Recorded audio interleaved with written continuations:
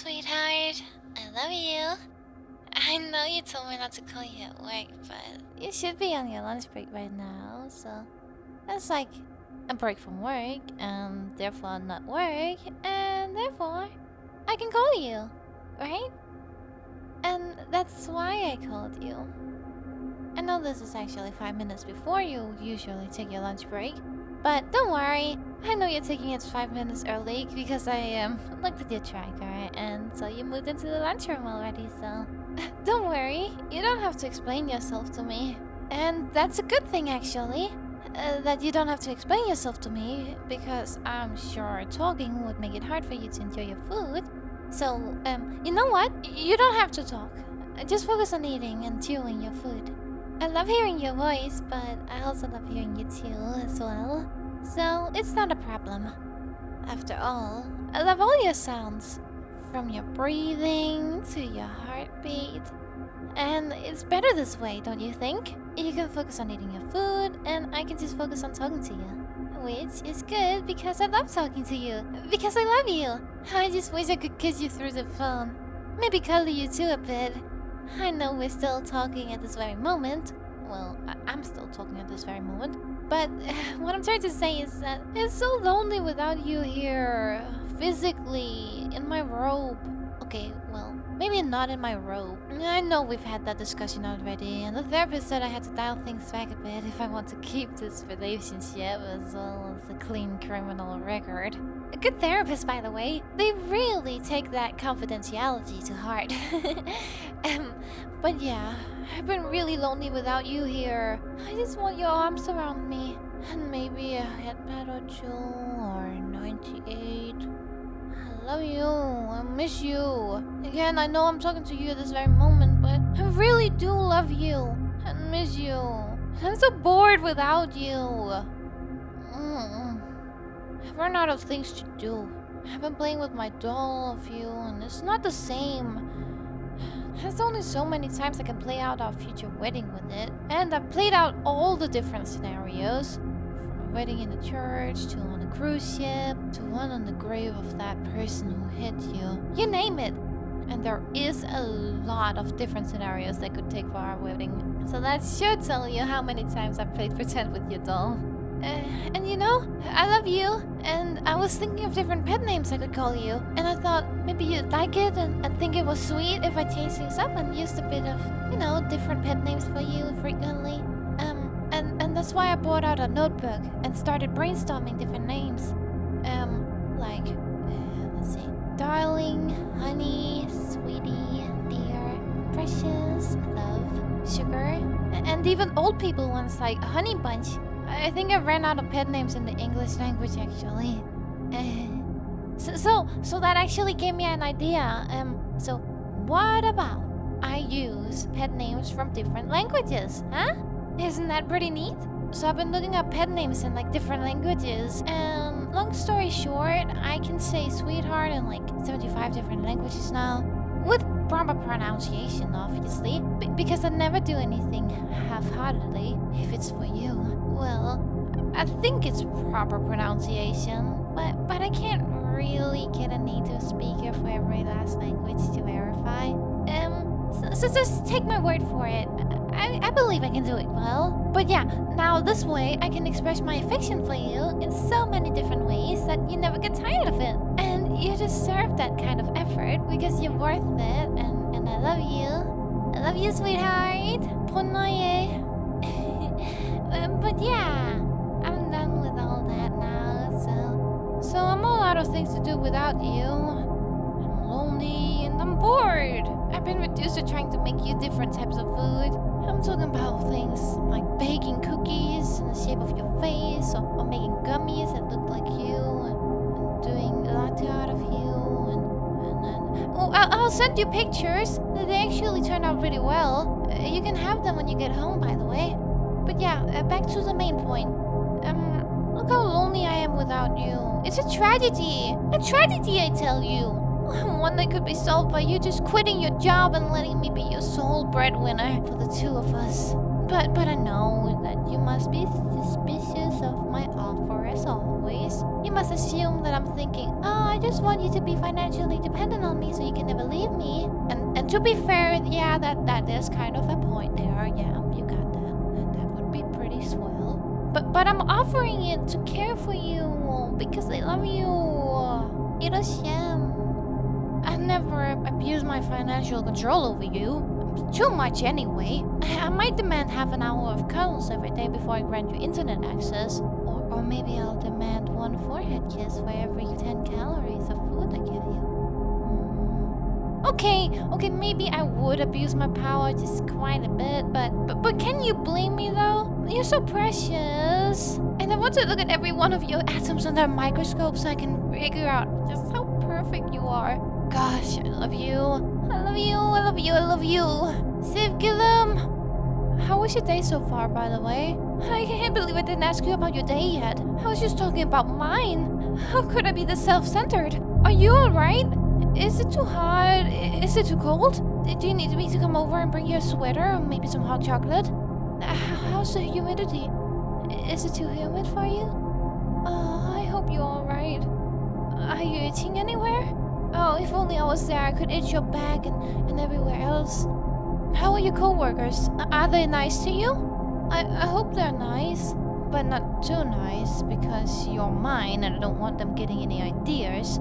I wrote my name all over you with invisible ink while you were sleeping. You're mine. Mine. And they need to respect that. So I hope they're polite, but professionally nice to you. Not too nice, just a little nice. And also, how is your boss? Are they giving you too much work? I really hope they aren't, because that would be very dangerous for their health. I mean, my basement looks like an armory. I got so many weapons I could arm an entire platoon. And for reference, a platoon is maybe 16 to 44 soldiers, or maybe 9 to 100. It kind of depends. But the point is, I have a lot of weapons and I know how to use them, so your boss really shouldn't be giving you a hard time. Otherwise, I will have to resort to... Oh yeah, sorry. I know we talked about this with the therapist. I have to find peaceful solutions. Relatively peaceful. And okay, the therapist said peaceful, not relatively peaceful. Not just something that I said, but still. I need to find more peaceful solutions to my problems. Relatively peaceful. Because, you know, violence could sure still be on the table if worse comes to worse. But what am I even saying? You never told me that your boss was giving you a hard time. I guess I just worry about these things. My mind always wanders about the worst case scenarios because I am so anxious and paranoid and protective of you. I'm only so protective because you're wonderful and I love you so much. Release. How is your lunch, by the way? You're eating the one I packed for you, right? I mean, I know I slipped you some money so you could buy lunch just in case you forgot yours. But I would really rather you eat the one I made for you. I put so much care into it. I even got you the lunch with hearts all over it that says, in a relationship. And that's to say nothing of the food itself. I made it with approximately 1 pound of love. That's 453 grams, by the way. So you got 453 grams of love in there just eagerly waiting to provide you with nutrition. And you can eat it all guilt-free because although love tastes good, it doesn't have any calories. And it's the best sort of flavoring. Only the best for you, darling. I love you, Kotajini. So that's why you should eat the lunch I made for you. So you are eating it, yeah? Well, I guess you can't respond because you're too busy chewing. But that's okay. I can just listen to the sound of you chewing a bit more closely. And... Yeah, that sounds like you're eating the lunch I made for you. Thank you so much, Kulaka. Sorry, I know it's a weird thing to be able to do. It's a weird skill to have, isn't it? To be able to roughly tell what someone is eating just by listening to them chew. But when you have been listening to things for so long and so intensely as I have, you tend to develop some pretty sharp ears. It's easy to develop them. I'm always listening always get so anxious when you're on the phone with someone. What if you found someone else? But no. It ends up just being that you're calling to order a pizza or something. So maybe I shouldn't be so anxious when you're on the phone. I mean, you're on the phone right now, but that isn't making me anxious because you're on the phone with me. And so that's an obvious exception. That's not what I meant. But you probably get what I mean, right? Of course you do. I'm overthinking things, aren't I? I always overthink things. I'm just making things more difficult than they should be. But things don't have to be difficult with you, because you're always so understanding. When I mess things up, I don't have to be so stressed, because I know you won't blow things out of proportion. Like when I picked your lock for the 15th time, or when I climbed through your window. You never made a big deal out of it. And that's why I love you.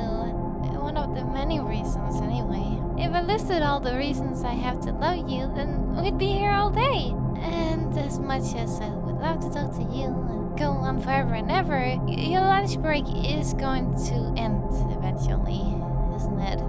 Then you'll have to go back to work and you won't be able to talk to me until you get off work anyway. Maybe I should wait outside your workplace. That way I could pick you up from work and we can be together on our way home. But last time I was waiting outside your workplace, people acted like I was stalking you. Isn't that funny? Me stalking you? Just because I'm waiting outside for a few hours. I haven't stalked you in, what has it been? 3 weeks? See? I'm completely reformed. No, I suppose I do have that tracker in you. Is that a form of stalking? I don't think it counts. When I think of stalking, I think about hiding in bushes while I watch you go about your day and kick soda cans out of the sidewalk or whatever other majestic things you're doing that day. I kinda lost my train of thought there, though. Oh, okay, I found it again. I love you. That's my train of thought. Yeah, that I love you. I love you. I can't wait for you to get home. I suppose I have to hang up soon and let you enjoy your lunch break then. Get back to work and all that. Oh, okay. I'll hang up. Now.